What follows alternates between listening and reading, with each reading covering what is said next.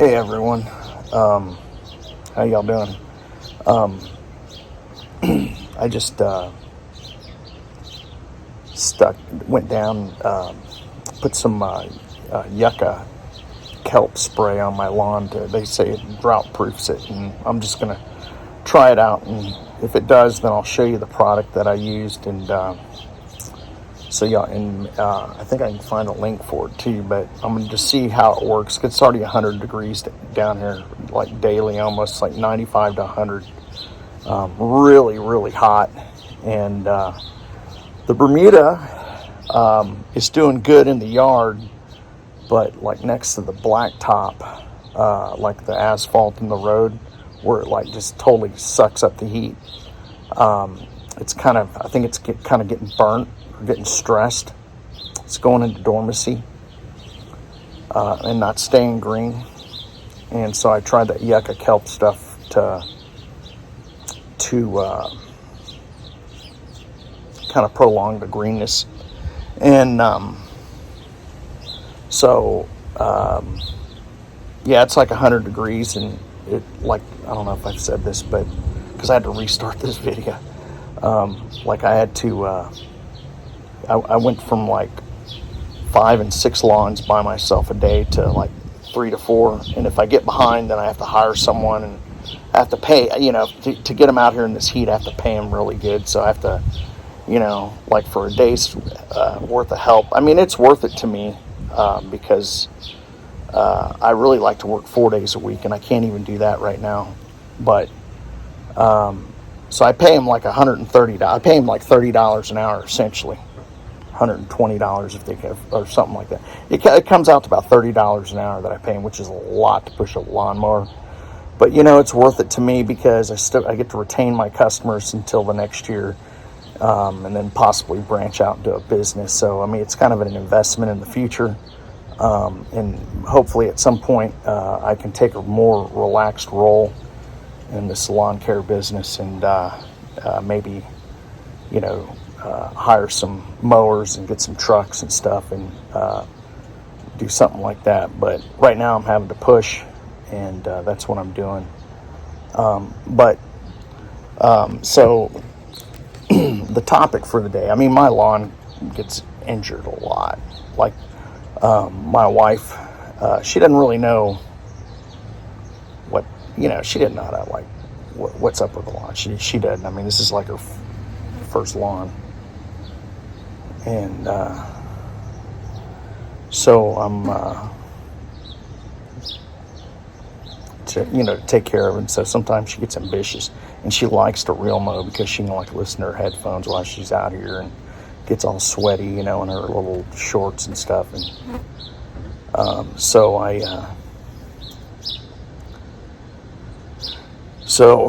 she mows the lawn, and consequently she might take it down. Well, she took it down too low, and I just told her, just use the electric and just kind of raise it up all the way, and then lower it until it starts cutting just like the tops off. So that's what you're gonna have to do. It's just because of the heat. It's so great. The lawn needs to be thicker. And so I incurred some damage with her doing this, and I'll show you what I did to counteract the damage done, and it worked really efficiently. And it works it works for just a stressed lawn, to bring your lawn out of stress. But hold on. All right, so I don't have a sprinkler system. I just have a hose and stuff. I don't know if I'm going to install a sprinkler system, but I got this timer, and I wish it didn't leak as bad as it does, but it's a timer, and I have it set off to go off every 2 hours, 5 minutes apiece, starting around noon, 1 o'clock, and then every 2 hours, and it finishes up around 6 or so, 6 p.m., our hottest part of our days. And it's called interval watering. And so, like, this used to be a lot bigger, okay? And I didn't really have to interval water here because it kind of stays cooler. But I did here, and I'm going to bring it back, and then I did here, and I'm in the process, and this is the like second rotation on this. So the scalp that my wife did was pretty significant, and it kind of needed some. So we got a little bit of dirt and put it on top of the scalped area.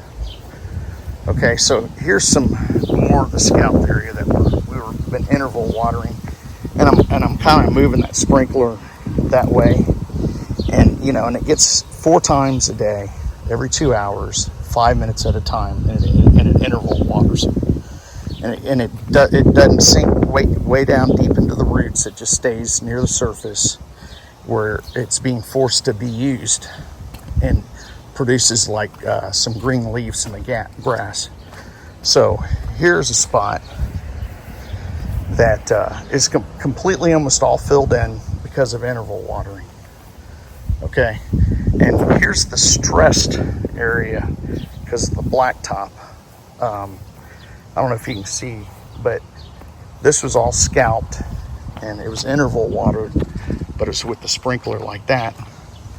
And I'm moving it down here, and it's going to get interval watered every couple of days. So this part's having a harder time rebounding than this over here. This is rebound real nice, and this gets some. This was pretty bad here too for the scalp, and so was this. But this gets like about 5 hours of intense sun right in this spot, and then it moves over and doesn't get any sun. Gets a lot of shade, as you can see right now. I guess it's around 3-4 o'clock, but I haven't interval watered this, but it's coming, so it's kind of repairing on its own. It's just the interval watering speeds up the process noticeably. Okay, and it's just amazing how the grass responds to that 5-minute burst of water, and for 2 hours. Then it uses it for the next 2 hours, and it filled that in less than a week. So, and none of this over here was filling in without the interval watering. This is having a hard time, and I think it's just because of this black top right here. I mean, it's already 100 degrees. So I came inside. I went and talked to my neighbor, and I came inside. It's just too hot out there right now, and basically with the interval watering, it makes short work of your lawn recovery. What you'll see happening is that scalped area. You have a height of cut right a lot lower than normal. You have it down into the brown stalk. Well, you'll start to see the little leaves like produce like right below it. It'll shoot out like at the base of that stalk, and the top will become like crispy, and and so that's a good way to kind of reduce the height of cut. I mean, I don't like doing it that way, but I just like using interval watering to thicken a lawn up and to repair it. And all I know is that it works on Bermuda. That's all I know. I don't know if it works on St. Augustine or anything else, but it works on Bermuda, and it does a nice job. Hitting the interval watering. Like if you're in a neighborhood, or you're in a city or something that has water restrictions, and you're only allowed to water 20 minutes a week or 30 minutes a week, 1 day a week. Well, take your time and split it up amongst 3 days. Or if you got, it's kind of hard with 3 days and 20 minutes, but but you can do like 3 minutes of interval watering, shut down for 2 hours, then turn it back on for 3 minutes and shut it down for 2 hours. And then, and you can interval water at 3 minutes. 3 minutes is the least I've heard about it. But 5 minutes is a pretty good standard. 10 minutes is essentially deep watering, like 3 to 4 times a day. If you want to work on your root system, water 20 minutes, let that water just sink down into the ground.